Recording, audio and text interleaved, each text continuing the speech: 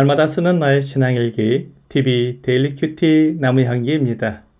오늘은 야고보서 1장 12절부터 15절을 묵상하겠습니다. 시험을 참는 자는 복이 있나니 이는 시련을 견디어낸 자가 주께서 자기를 사랑하는 자들에게 약속하신 생명의 면류관을 얻을 것이기 때문이라. 사람이 시험을 받을 때 내가 하나님께 시험을 받는다 하지 말지니 하나님은 악에게 시험을 받지도 아니하시고 친히 아무도 시험하지 아니하시느니라. 오직 각 사람이 시험을 받는 것은 자기 욕심에 끌려 미혹됨이니 욕심이 잉태한 즉 죄를 낳고 죄가 장성한 즉 사망을 낳느니라. 하나님은 우리에게 가장 좋은 것을 주시는 선하신 분이십니다. 그래서 때때로 사람들에게 시험을 허락하시기도 합니다. 하나님이 사람들에게 주시는 시험은 그 사람을 성장시키기 위해 주시는 시련을 말하는 것입니다. 창세기 22장 1절은 그 일 후에 하나님이 아브라함을 시험하시려고 그를 부르시되 아브라함아 하시니 그가 이르되 내가 여기 있나이다 라고 하나님께서 아브라함을 시험하신 것을 말씀하고 있습니다. 하나님께서 아브라함을 시험하신 결과가 16절부터 19절에 나오고 있습니다.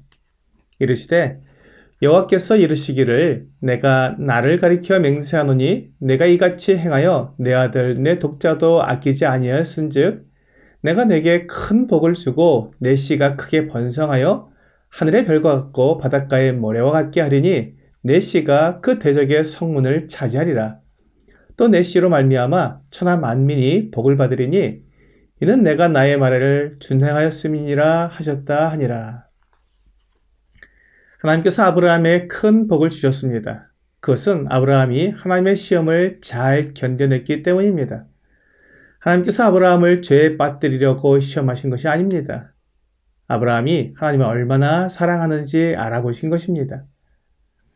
고린도전서 10장 13절은 사람이 감당할 시험 밖에는 너희가 당한 것이 없나니 오직 하나님은 미쁘사 너희가 감당하지 못할 시험 당함을 허락하지 아니하시고 시험 당할 즈음에 또한 피할 길을 내사 너희로 능히 감당하게 하시느니라 라고 말씀하고 있습니다.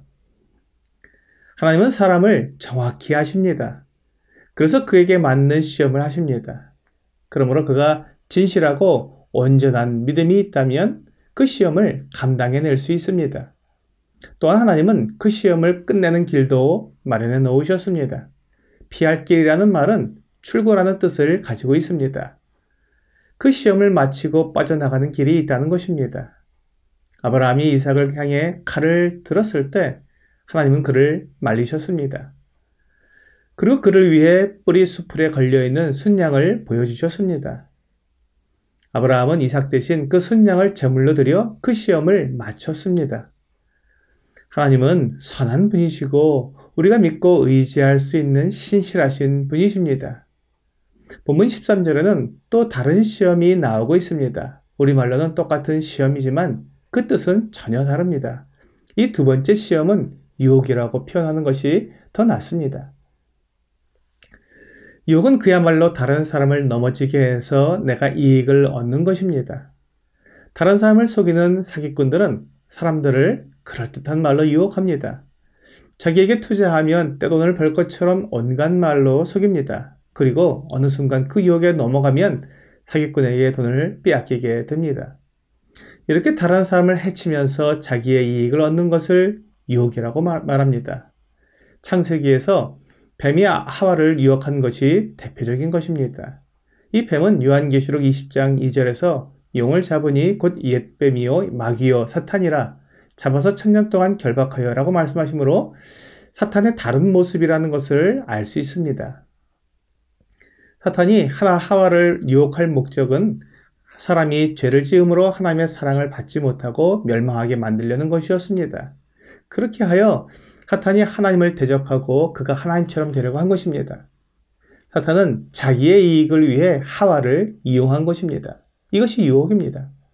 하나님께서 아브라함을 시험하신 것은 그에게 큰 복을 주시려는 목적으로 아브라함이 감당할 만큼 시련을 주신 것이지만 뱀이 하와를 유혹한 것은 하와로 범죄하게 해서 자기가 하나님처럼 되려는 목적이었던 것입니다. 하나님은 우리를 이렇게 시험하시는 분이 아닙니다. 하나님은 완전하시고 거룩하시기 때문에 우리를 악에 빠뜨리실 이유가 없습니다. 다만 사람들이 이런 유혹에 넘어가는 것은 자기 욕심 때문입니다. 그렇기 때문에 내가 이런 시험을 당할 때 하나님께 시험받는 것이 아닙니다. 자기 욕심에 끌려 미혹되는 것입니다. 뱀이 하와를 유혹할 때 하와의 욕심을 건드렸습니다. 창세기 3장 4절부터 6절입니다. 뱀이 여자에게 이르되 너희가 결코 죽지 아니하리라. 너희가 그것을 먹는 날에는 너희 눈이 밝아져 하나님과 같이 되어 선악을 알 줄 하나님이 아심이니라. 여자가 그 나무를 본즉 먹음직도 하고 보암직도 하고 지혜롭게 할 만큼 탐스럽기도 한 나무인지라. 여자가 그 열매를 따먹고 자기와 함께 있는 남편에게도 주매 그도 먹은지라. 하와는 자기 욕심에 끌려 미혹되었습니다. 선악을 알게 하는 나무의 열매를 먹어도 죽지 않는다는 말을 듣고 또 그것을 먹으면 눈이 밝아져 하나님과 같이 되어 선악을 알게 된다는 말에 미혹을 받은 것입니다. 하와에게는 하나님처럼 되고 싶은 욕심이 있었습니다. 그 욕심이 올바른 판단을 하지 못하게 만들었고 결국 하나님께 죄를 짓고 말았습니다. 하나님께서 하와를 넘어지게 하신 것이 아닙니다. 하나님은 선악을 알게 하는 나무의 열매를 먹지 말라고 분명히 말씀하셨습니다. 그리고 그것을 먹는 날에는 반드시 죽으리라고 경고해 주셨습니다.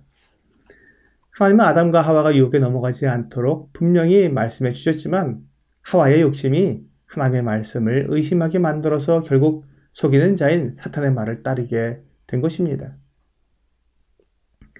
그러므로 15절에서 욕심이 잉태한 즉 죄를 낳고 죄가 장성한 즉 사망을 낳느니라는 말씀대로 아담과 하와에게 죽음이 임하게 되었고 그들에게서 태어난 모든 사람들이 죽음에 이르게 되었습니다.